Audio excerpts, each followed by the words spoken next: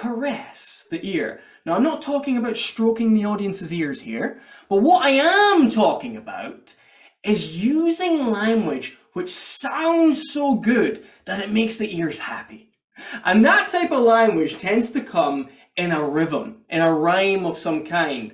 This is one of the reasons why we love music so much, because it's got a rhythmical effect to it, which sounds good, and therefore we want to listen to it, and therefore the words of your favorite song become easier to retain. Now, in public speaking, we cannot make our whole presentation a rhyme or sound, like it's a song, because that will be a bit strange and might weaken some of your arguments, actually. It might seem a bit too pre-planned, etc. But what we can do is use some rhythmical techniques at certain points. And the two techniques I want to talk about today are alliteration and rhyme. So let's start with alliteration. Alliteration has been used since the dawn of time. Julius Caesar once said, "Vindi, vinci, vindica," which meant I came, I saw, I conquered. What else has been said? Well, if we go back to Martin Luther King's great speech, one of the lines in that was, "I hope my children are not judged by their color of their skin, but rather the content of their character." Color, content, character. That alliteration makes the line stay with you more. For those of you local here in Scotland, when we go on to a ScotRail train, what do we hear? See it, say it, sort it. The alliteration, it stays with you. So you could potentially use alliteration in key sentences if you want them to stand out a little bit more. But we have to be careful not to use too much alliteration. Why do you think it would be a bad idea to make, say, 10 words in a sentence start with the same letter? Why do you think that would be a bad idea? Any thoughts on that? Raise your hand. Claire Miller, sorry, missed you there for a second.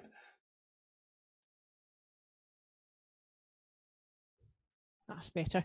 The brain will need to take longer to process that many words, all starting with the same letter.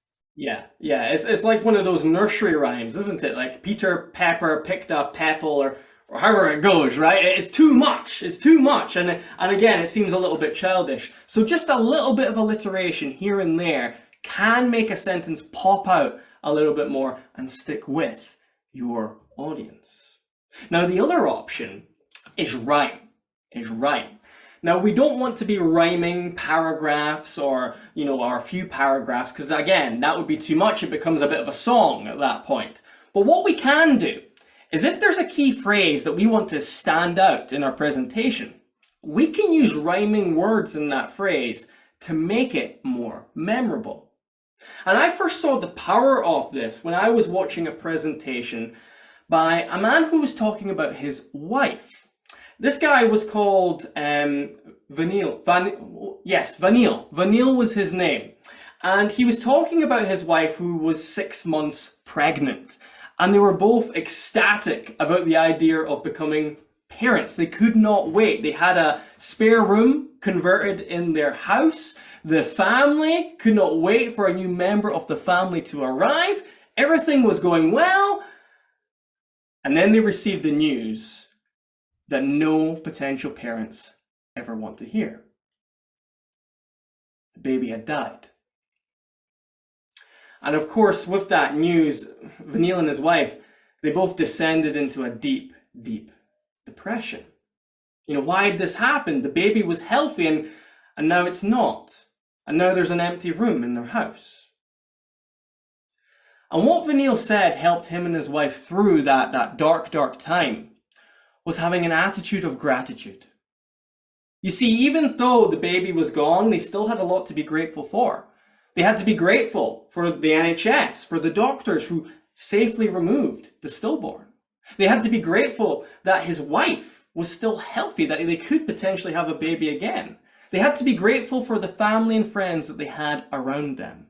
And the more they adopted this attitude of gratitude, the more they were able to lift out slowly of that depression. And then eventually, 3 years later, they gave birth to a baby boy. So Vanille's point in this presentation was that if you adopt an attitude of gratitude, it will help you get through the hard times in your life. Now, one of the reasons that that story has stayed with me, because I heard it about 5 years ago, is yes, it's a very interesting story about a man and his wife, but it's also the rhyme, attitude of gratitude. It's a very easy thing to remember, it's a very easy thing to say, and therefore it stays with you. So again, you could maybe use a rhyme of some kind, just in a phrase, to make it stand out more to your audience.